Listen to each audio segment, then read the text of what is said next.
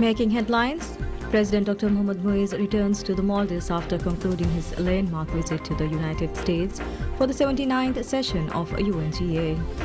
Chinese ambassador states that Maldives and China will work on initiatives from various sectors aiming to strengthen the bilateral relations between the two countries. And the First Lady underscores the urgent need to prioritize patient safety, emphasizing that every moment counts in preventing harm.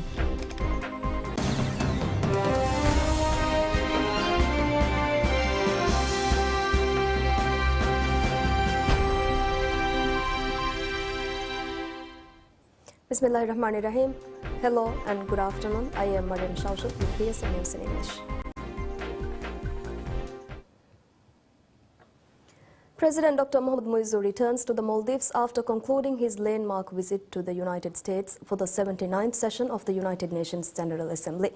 The President departed for New York on September 20th to participate in this important global event. During his visit, President Muiz delivered a powerful statement at the General Debate of UNGA, where he outlined his vision for transforming the Maldives into a fully developed nation by 2040.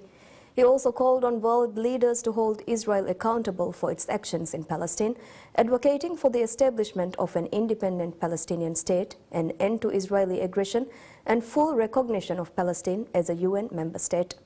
Additionally, President Muiz addressed the United Nations Security Council, UNSC, becoming the first ever Maldivian head of state to do so since the nation joined the UN 59 years ago. In his address, he urged the abolition of veto power, characterizing it as an outdated and unjust mechanism that obstructs global peace and security.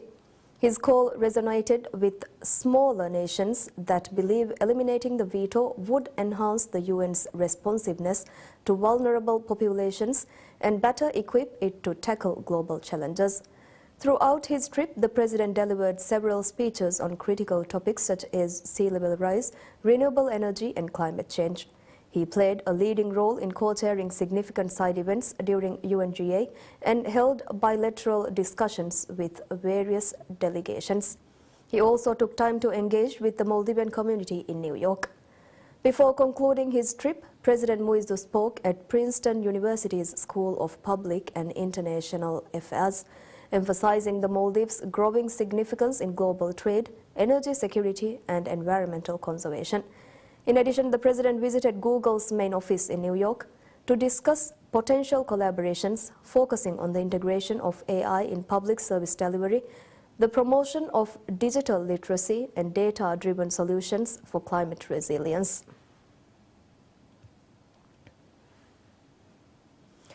Ambassador of China to the Maldives, Wang Lijin, states that Maldives and China will work on initiatives from various sectors including sports, aiming to strengthen the bilateral relations between the two countries. In an interview given after participating in the Lamu Xiamen Marathon, Ambassador Wang stated that efforts are being exerted by the two countries to ensure the implementation of the decisions undertaken by President Dr. Mohammad Muiz on his official visit to China. Noting that the President first arrived in Xiamen, China in his official visit to the country, the ambassador stated that the Maldives and Xiamen leaders agreed on collaboration. She revealed that the Lamu Xiamen Marathon was also an activity planned during the President's official visit. Furthermore, Ambassador Wang emphasized the ongoing efforts to enhance the bilateral ties between the two countries following the discussions held by the leaders of the Maldives and China. Following the marathon, Minister of Sports, Fitness and Recreation Abdullah Rafiu stated that such events are advantageous to the Maldives.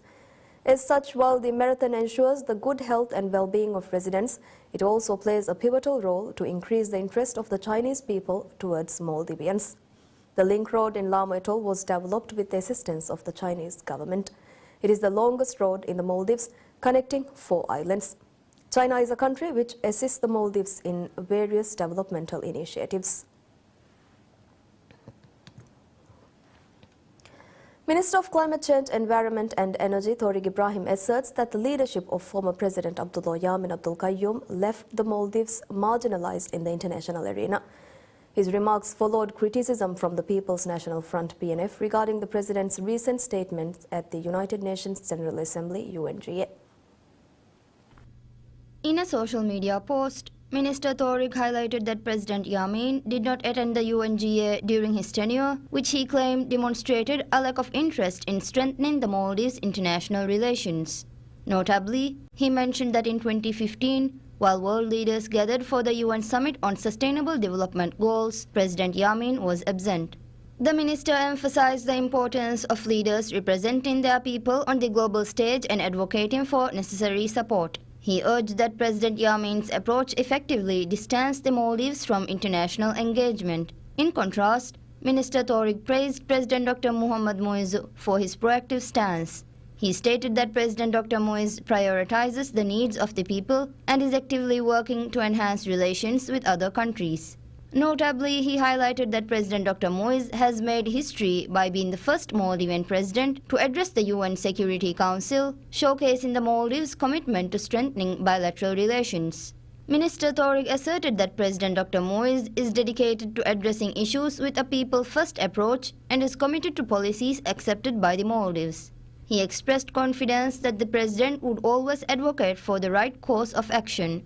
Minister Thorik expressed optimism that President Dr. Muizz would work tirelessly towards a brighter future for the country. Ministry of Health announces plans to develop the Maldives Digital Health Architecture Blueprint, a digital system which can maintain the records of patients. The initiative aims to modernize the health sector of the Maldives and ensure that the health records of patients are well maintained. The Health Ministry stated that efforts are underway to develop a roadmap to achieve this objective. The Health Ministry expressed optimism about the blueprint, noting that it will help address the lack of essential information needed for treatment provision. Additionally, it will facilitate access to up-to-date information, enabling more informed decision-making in policy development. Under the efforts to create the Maldives Digital Health Architecture Blueprint, the Ministry has conducted workshops with healthcare providers, policymakers, experts and other relevant stakeholders to gather their opinions and recommendations. The Ministry affirmed that public opinion will also be sought before completing the development of the blueprint. The Ministry is working in collaboration with the World Health Organization (WHO) and the Asian Development Bank (ADB) to develop the Maldives Digital Health Architecture Blueprint. This effort represents a significant nationwide step towards fostering a culture that prioritizes the health and well-being of residents and aims to prevent chronic diseases.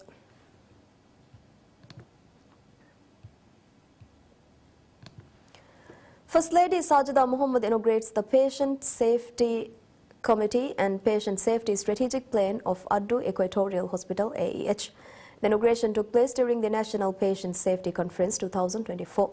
The closing ceremony of the conference was held in the National College of Policing and Law Enforcement and was graced by the presence of First Lady.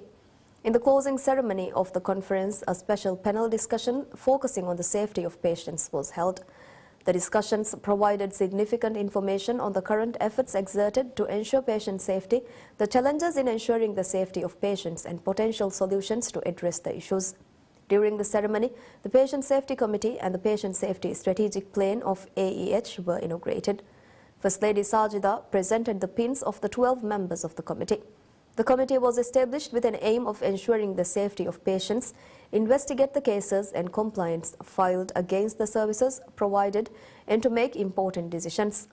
Furthermore, the ceremony also saw the officiation of the Advanced Wound Care Management Treatment System. The system was inaugurated by the Chief Executive Officer of AEH, Ibrahim Yasir Ahmad. The National Patient Safety Conference 2024 was organized by AEH in collaboration with World Health Organization (WHO). The representative of WHO, Dr. Padmal De Salva, also participated in the conference. First Lady Sajida Mohammed underscores the urgent need to prioritize patient safety, emphasizing that every moment counts in preventing harm. She made these remarks at the National Patient Safety Conference 2024 held at the National College of Policing and Law Enforcement in Addu City in celebration of Patient Safety Day. During the ceremony, the First Lady highlighted that serious bodily harm and loss of life due to negligence in patient treatment occur in the Maldives and urged health sector stakeholders to exercise caution in service delivery to reduce or eliminate such incidents. She stressed that ensuring patient safety requires the involvement of all stakeholders within the health system. Furthermore, she expressed optimism about the potential for transformative change in healthcare through a national dialogue on patient safety. Demonstrating her commitment to this cause, First Lady launched the Patient Safety Strategic Plan during the conference, marking a significant step toward enhancing patient safety. She also inaugurated the Patient Safety Committee and presented pins to its members.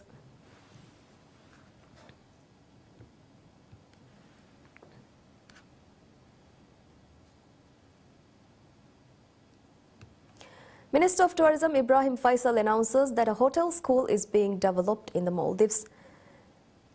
He made these remarks in a special message for World Tourism Day.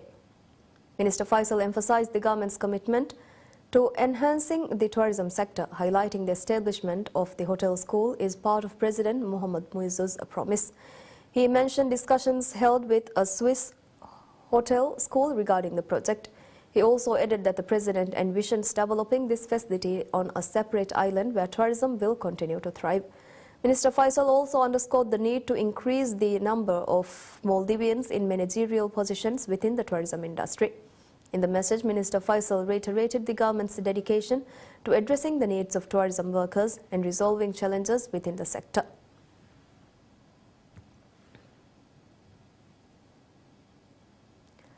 Minister of Tourism Ibrahim Faisal announces plans to provide low-interest loans to young individuals aspiring to enter the tourism sector. He made the remarks in a ceremony held to celebrate the 10th anniversary of tourism in Formula City. Minister Faisal highlighted that financial constraints are the primary obstacle faced by young people interested in pursuing careers in tourism. To address this, he disclosed that the Tourism Ministry is collaborating with Maldivian banks to lower the high interest rates on loans. He also disclosed that a meeting with the World Bank's International Finance Corporation (IFC) has been held to discuss the establishment of a tourism development fund with reduced interest rates, with the aim to launch the fund within the first or second quarter of next year. The minister also emphasized his commitment to the development of local tourism, announcing the creation of a dedicated department within the Ministry of Tourism to promote this sector.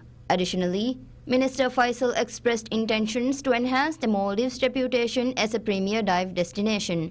He noted that the Diving Act, passed in 1991, will be evaluated and revised to meet contemporary needs in collaboration with relevant authorities. During the ceremony, the Formula Tourism Award 2024 was presented to local guest house owners, dive center operators and others who have made significant contributions to the city's tourism sector. The opening of the first guest house in the city, Vilaksa Retreat, on June 16, 2013, is considered the inception of tourism in Formula. Minister of State for Homeland Security and Technology, Lubna Mohammed Zahir, underscores the crucial importance of collaborating with local councils to ensure the efficient utilization of state resources. Speaking at the ceremony held in Thinadoo City to launch the Safety and Security Committee, State Minister Lubna highlighted the necessity of cooperative efforts with councils and government authorities for the effective use of state-owned resources. She highlighted the pivotal role ministries play in developing human resources and empowering councils. The Ministry of Homeland Security and Technology signed a Memorandum of Understanding (MOU) with Thinadoo City and 8 island councils of Gafdal Atoll. This MOU aims to identify potential measures to reduce crime rates and establish a special committee to provide recommendations to the ministry on enhancing the safety and security of the islands. The committee will also collaborate with relevant island authorities to address crime reduction, and their works will be monitored by the councils. The ministry noted that this initiative marks the first instance of community collaboration aimed at reducing crime rates. Plans are also underway to enter into agreements with councils nationwide and establish similar committees. Through these agreements, the ministry intends to support councils in ensuring the services provided by the ministry and its agencies reach the islands. Speaking at the ceremony, Mayor of Thinadoo City Council, Saud Ali, highlighted the significance of this initiative, urging that all relevant authorities work collectively to empower the youth. The mayor also called for adequate facilities and resources in the city as it serves citizens from across the atoll seeking services.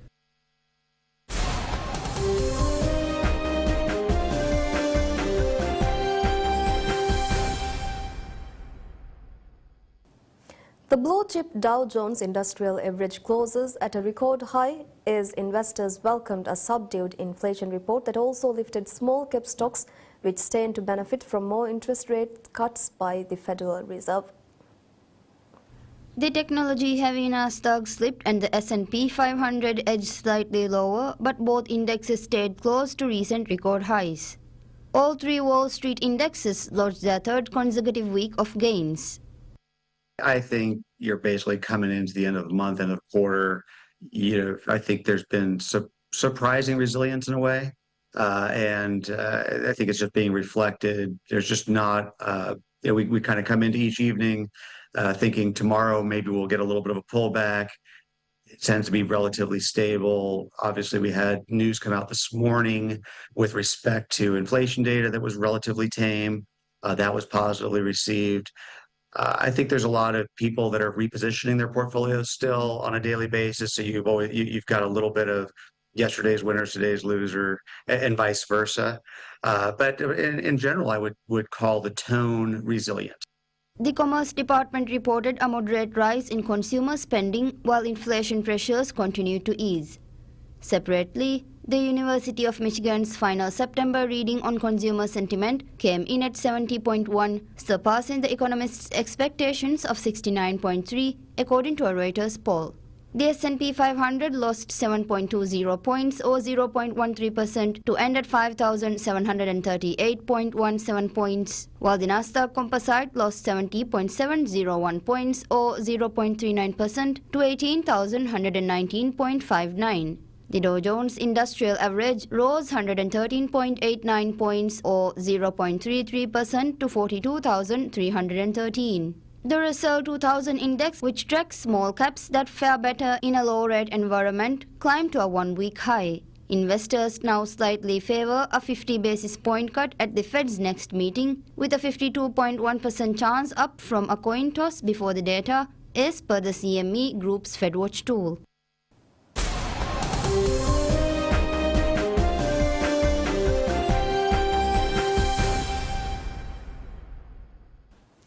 Democratic Vice President Kamala Harris visits the U.S.-Mexico border for the first time in her 2024 presidential campaign, calling for tighter asylum restrictions and vowing to make stopping fentanyl from entering the U.S. a top priority. Harris spoke in Douglas, Arizona, a border town of less than 17,000 people, where she accused her Republican rival Donald Trump of fanning the flames of fear and division over the impact of immigrants on American life. Harris called for more punitive measures for people crossing the border illegally, following an asylum ban for those entering the U.S. illegally, established by President Joe Biden this year. To reduce illegal border crossings, I will take further action to keep the border closed between ports of entry. Those who cross our borders unlawfully will be apprehended and removed and barred from re-entering for 5 years. We will pursue more severe criminal charges against repeat violators. And if someone does not make an asylum request at a legal point of entry and instead crosses our border unlawfully, they will be barred from receiving asylum. While we understand that many people are desperate to migrate to the United States, our system must be orderly and secure. But Harris also said that her policy would forge a path for a human immigration program. Harris was introduced by Teresa Guerrero, whose 31-year-old son died from fentanyl poisoning. She accused Trump of blocking a comprehensive border security bill that would have stemmed the flow of fentanyl. Harris said she would target the entire global fentanyl supply chain to materially and sustainably disrupt the flow of illicit fentanyl, calling on to China to do more to crack down on the fentanyl precursor chemicals.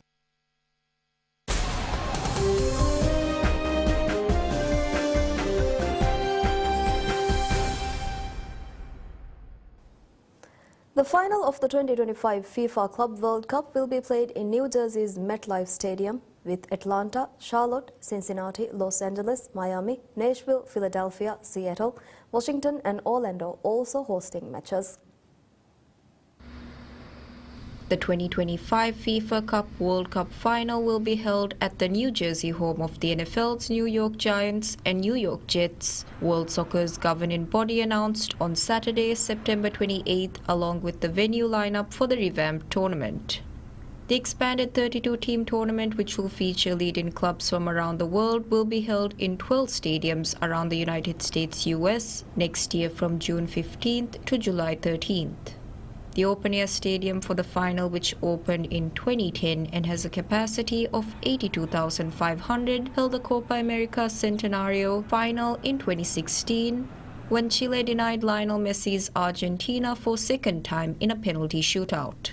The venue was also announced earlier this year at the site of the 2026 World Cup final. The other venues, mostly a mix of NFL and Major League Soccer stadiums, are in Atlanta, Charlotte, Cincinnati, Los Angeles, Miami, Nashville, Philadelphia, Seattle, Washington, and 2 in Orlando. The Club World Cup will have 8 groups of 4, with the top 2 teams from each group advancing to the single-match knockout stage from the round of 16 to the final. FIFPro's European member unions have started legal action against FIFA over the Club World Cup due to concerns over the impact of a cramped calendar on players' health and performance.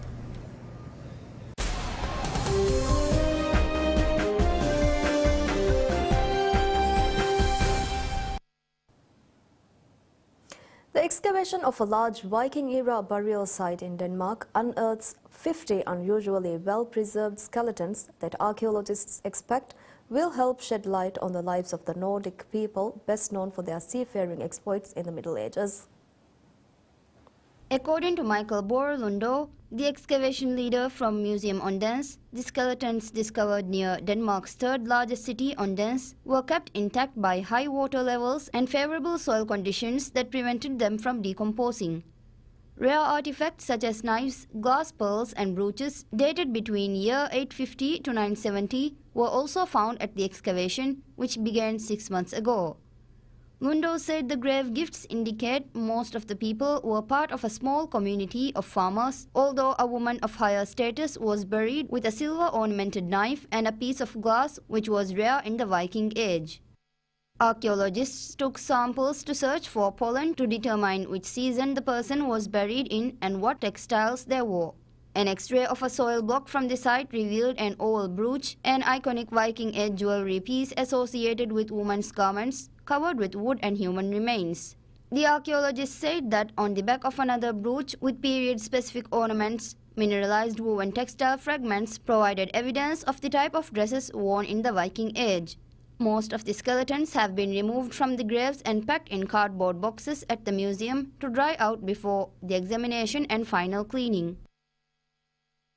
And that's all we have for you right now. Thank you for watching. Stay tuned for more news updates. Have a good day. Goodbye.